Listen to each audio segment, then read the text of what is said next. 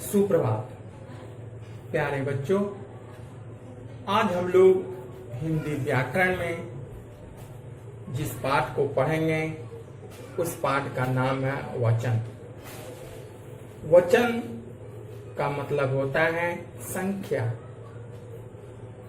इसीलिए वचन की परिभाषा में कहा गया है कि संज्ञा के जिस रूप से एक या अनेक होने का पता चले उसे वचन कहते हैं।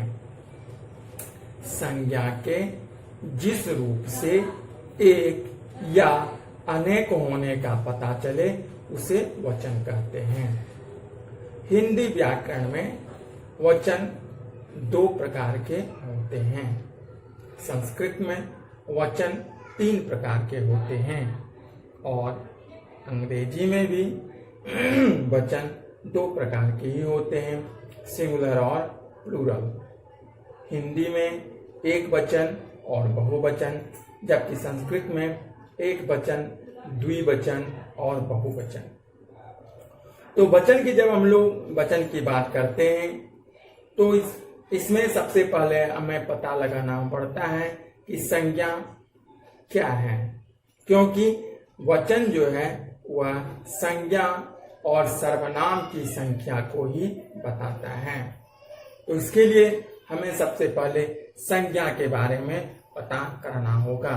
संज्ञा पाठ हमने आपको पढ़ाया है, आपने भी पढ़ा है कि संज्ञा किसी व्यक्ति, वस्तु, स्थान या भाव के नाम को संज्ञा कहते हैं।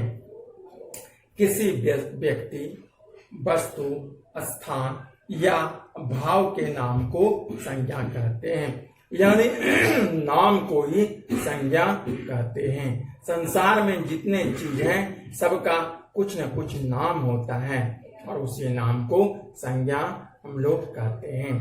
संज्ञा मुख्यतः 3 प्रकार के, लेकिन कहीं कहीं संज्ञा 5 प्रकार के भी होते हैं।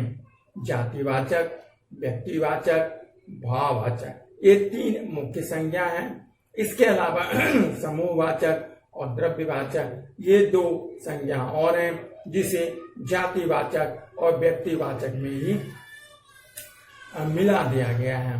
तो वचन को जानने से पहले, पिछले सप्ताह हमने आपको लिंग भी पढ़ाया था, लिंग को भी जानने से पहले हमें संज्ञा के बारे में पता होना चाहिए, क्योंकि संज्ञा जो है वो हिंदी व्याकरण का महत्वपूर्ण विषय है। जितने भी चीज हम लोग पढ़ेंगे सब कुछ संज्ञा पर ही आधारित होती है।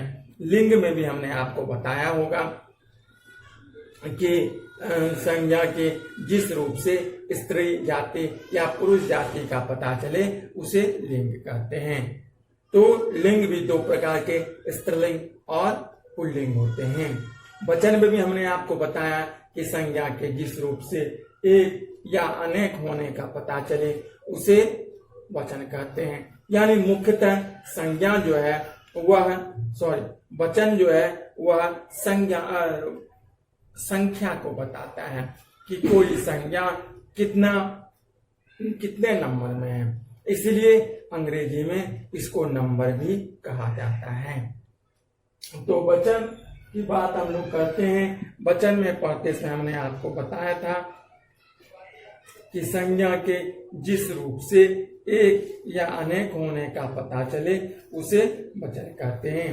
बच्चों, इस पाठ के माध्यम से शब्दों में प्रयुक्त होने वाले एक संख्या और एक से अधिक संख्या का ज्ञान प्राप्त हम लोग करेंगे। जैसे उदाहरण दिया कि यह एक बगीचा है और इस बगीचे में 4 लड़के हैं। पेड़ पर 3 चिड़िया बैठी है, 2 तितलियां फूलों पर मंडरा रही है, 3 लड़कियां बात कर रही है, एक बूढ़ा आदमी छड़ी लेकर चल रहा है। ऊपर दिए गए रंगीन शब्दों में हमें एक या अनेक होने का पता चलता है कि बगीचा एक है, उसमें से 4 लड़के खेल रहे हैं, 2 तितलियां उड़ रही है, 3 लड़कियां बातें कर रही है और एक बूढ़ा आदमी छड़ी लेकर चल रहा है। तो इस प्रकार वचन हमें संख्या को ही बताता है। इसलिए इसमें संज्ञा के जिस रूप से एक या अनेक होने का पता चले उसे वचन कहते हैं। और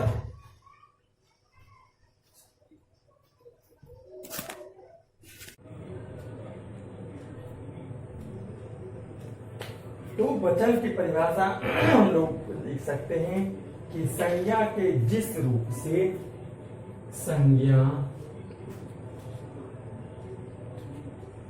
के जिस रूप से उसके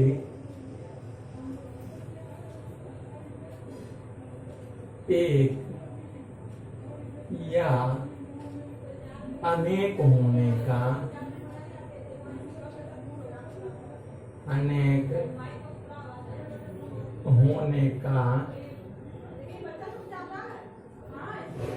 पता चले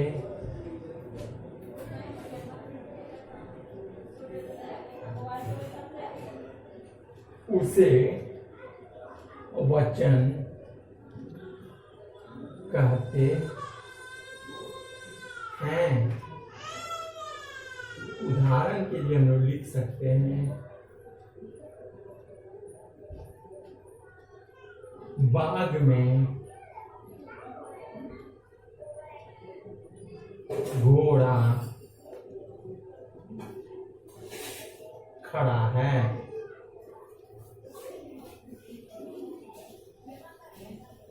और बाग में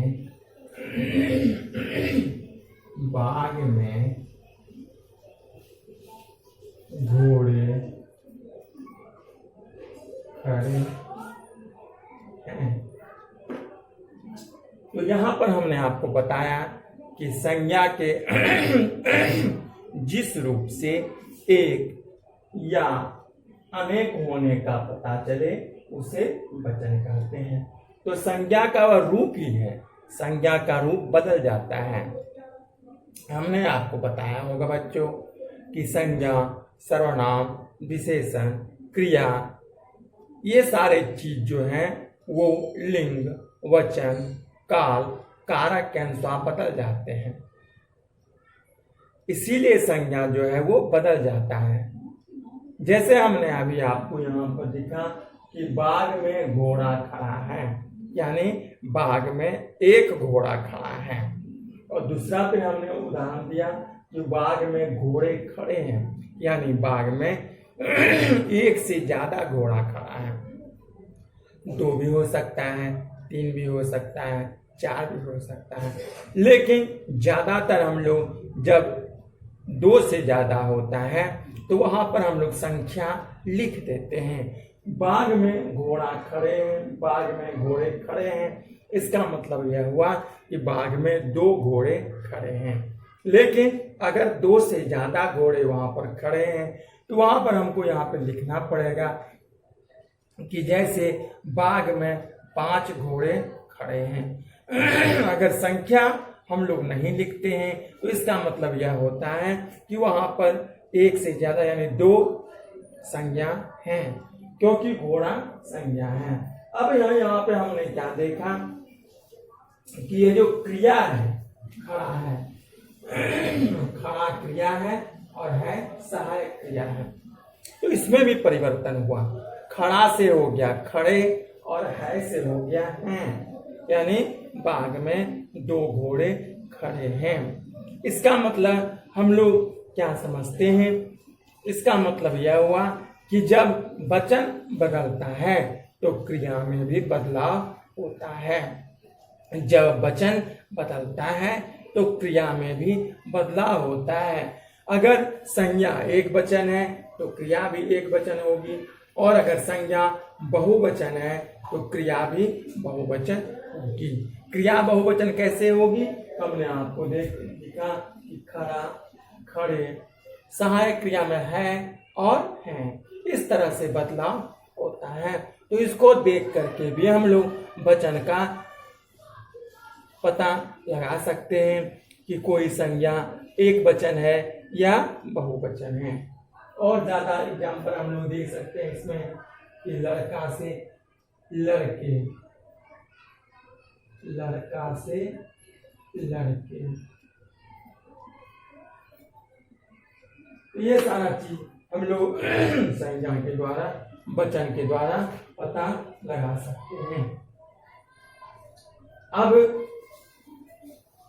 आइए, वचन आप लोग बच्चों समझ गए कि वचन जो होती है वह किसी संज्ञा के संख्या को बताता है। हिंदी में दो ही वचन होते हैं, एक वचन और बहुवचन, जबकि संस्कृत में तीन वचन होते हैं। यानी एक से दो होगा तो उसे द्विवचन कहें। जब आप लोग संस्कृत पढ़िएगा तो उसमें द्विवचन भी होता है, और दो से ज्यादा होगा तब उसको बहुवचन कहते हैं। लेकिन हिंदी और अंग्रेजी में दो ही वचन होते हैं, सिंगुलर और प्लूरल इंग्लिश में, और एक वचन और बहुवचन होता है हिंदी में। अब हम लोग इसके भेद के बारे में पढ़ेंगे।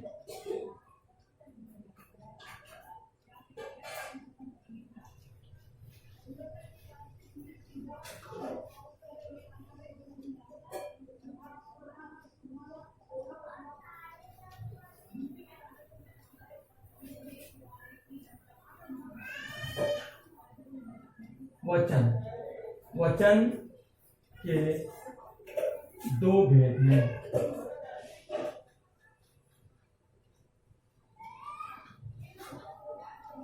वचन के दो भेद हैं। कौन सा? तो पहला है एक वचन,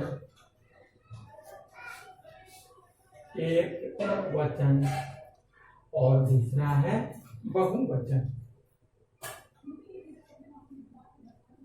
बहु मतलब होता है ज्यादा, यानी एक से ज्यादा। तो हिंदी में दो ही वचन होते हैं, एक वचन और बहुवचन। अब दोनों की परिभाषा हम लोग लिख देते हैं कि इसको इंग्लिश में सिंगुलर नंबर और इसको कहते हैं प्लूरल नंबर। तो एक वचन कहेंगे कि संज्ञा के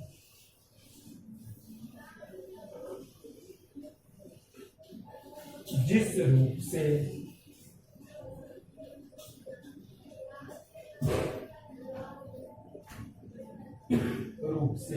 केवल एक व्यक्ति, केवल एक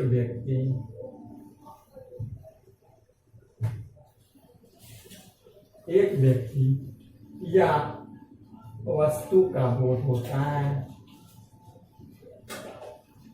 वस्तु का बोध होता है, उसे क्या कहते हैं? एक वचन कहते हैं, एक वचन कहते हैं। उदाहरण जैसे बेटा तो हो गया बेटे, यानी जैसे बेटा, गाय, लड़का, घोड़ा इत्यादि। ये सारा चीज एक का बोध कराता है कि संज्ञा के जिस रूप से केवल एक व्यक्ति या वस्तु का बोध होता है। वस्तु मतलब क्या?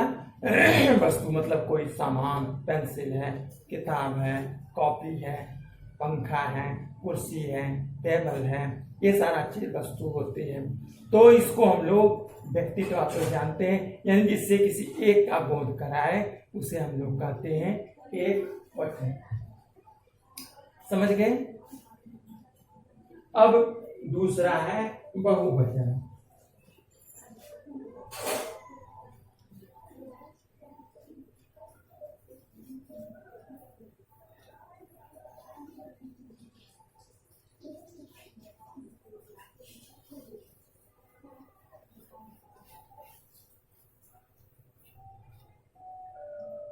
दूसरा है बहुवचन।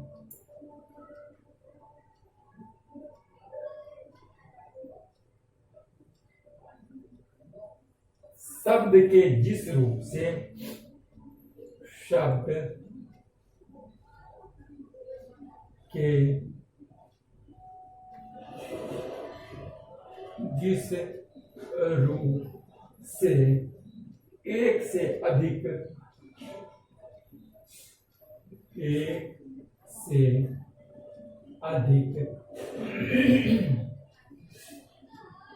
व्यक्तियों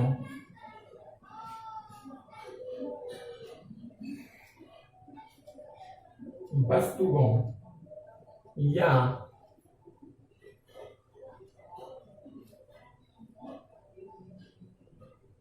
वस्तुओं का बोध हो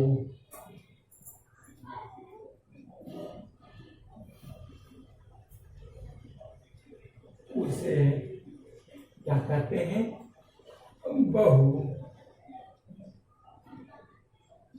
बहुवचन कहते हैं। जैसे गाय से गायें, लड़के, घोड़े इत्यादि। तो शब्द के जिस रूप से एक से अधिक व्यक्तियों या वस्तुओं का बोध होता है उसे बहुवचन कहते हैं। दोनों में अंतर क्या है बच्चों? कि एक वचन में एक व्यक्ति वस्तु का बोध होता है, जबकि बहुवचन में एक से अधिक व्यक्ति वस्तुओं का बोध होता है। अगर प्रश्न आ गया कि एक वचन और बहुवचन में क्या अंतर है, तो आप लोग लिखोगे कि एक वचन में किसी एक व्यक्ति या वस्तु का बोध होता है, जबकि बहुवचन में एक से ज्यादा व्यक्ति या वस्तु का बोध होता है। इसे हम लोग कहते हैं बहुवचन। तो ये हो गई दोनों। अभी तक हम लोगों ने वचन और उसके दो भागों के बारे में पढ़ा।